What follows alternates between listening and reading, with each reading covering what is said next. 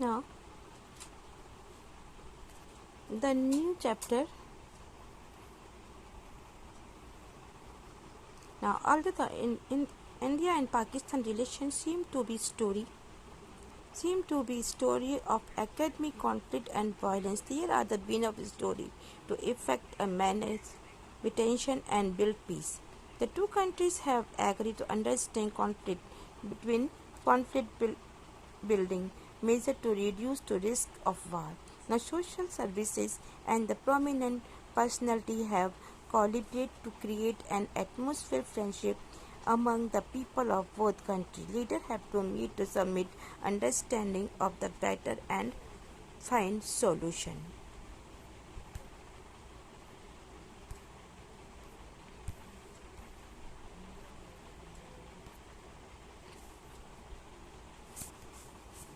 Find solution to be the major problem between the two neighbors. Number of the route of been be opened between the two country trade or between the two parties of Punjab has increased the summit in the last 5 years.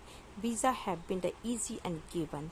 हालांकि हमने देखा है India Pakistan की जो relation है ये कभी भी ख़त्म होने वाले झगड़े कम करने वाले शांति को बहाल रखने के लिए इन कंट्रीज में लगातार प्रयास किए जा रहे हैं और इन दोनों कंट्रीज के द्वारा जोखिम को कम करने के लिए भी विश्वास किया जा रहा है। सोशल कार्यकर्ता और इम्पोर्टेंट जो हस्तियां हैं इन लोगों के बीच में कंटिन्यू फ्रेंडशिप का माहौल बनाने के लिए जुटे रहते हैं। ये दोनों देश के लीडर एक दूसरे को बेहतर ढंग से समझने और इनके बीच में जो मौजूद प्रॉब्लम्स है उनका सॉल्यूशन ढूंढने में एक दूसरे से भेंट भी करते हैं, मिलते भी हैं।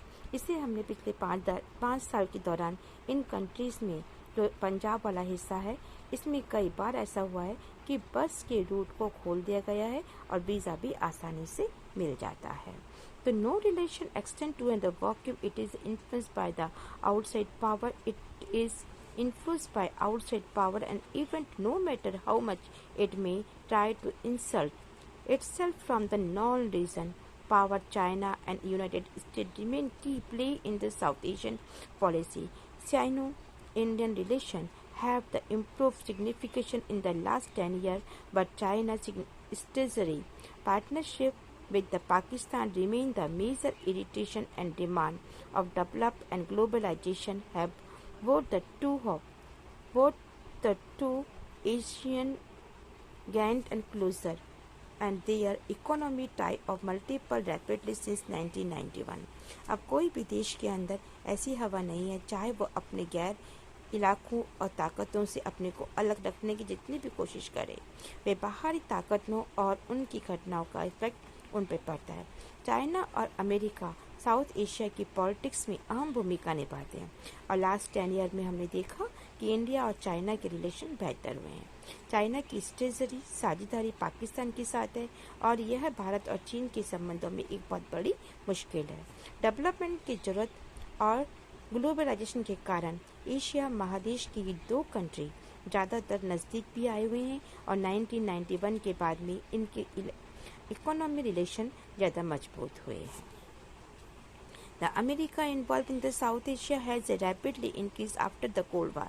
The US had been the good relation with both India and Pakistan since the end of the Cold War.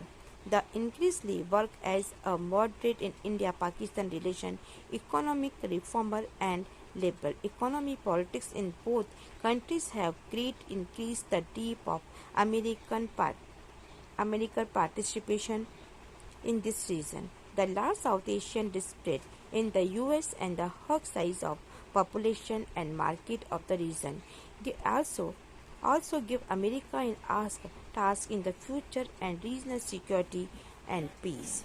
शीत युद्ध के कारण साउथ एशिया के अंदर अमेरिकी इफेक्ट से तेजी से बढ़ा है और अमेरिका ने कोल्ड वॉर के बाद भारत और पाकिस्तान के साथ अपने रिलेशन बेहतर किए हैं। न कोई भी ऐसा क्षेत्र नहीं है जो चाहता है कि इनको हवा मिले। तो अमेरिका और शीत युद्ध के बाद भारत और पाकिस्तान ने अपने रिलेशन अच्छे किए हैं। भारत और पाकिस्तान के बीच लगातार ये मीडिएटर का रोल निभा सका है और दोनों कंट्रीज़ की इकोनॉमी सुधरी है। साथ ही इनकी पॉलिसी लिबरेशन इसने लिबरेट पॉलिसी को अपनाया है। इससे साउथ एशिया में अमेरिकी भागीदारी ज़्यादा गहरी हुई है। तो अमेरिका में साउथ एशियाई मुल्क के लोगों की संख्या अच्छी खासी है, फिर भी इस क्षेत्र की जनसंख्या और बाजार का आकार भी भारी भरकम है। इसी कारण इस क्षेत्र को सुरक्षा और शांति के सिक्योरिटी एंड पीस के भविष्य में अमेरिका के हित से बंधे हुए मानते हैं। Now, however, whether the South Asia will continue to be known as the conflict-prone zone or will evolve into the region bloc with some common culture feature and trade interests will depend more on people, the government of the region than any other power. बहरहाल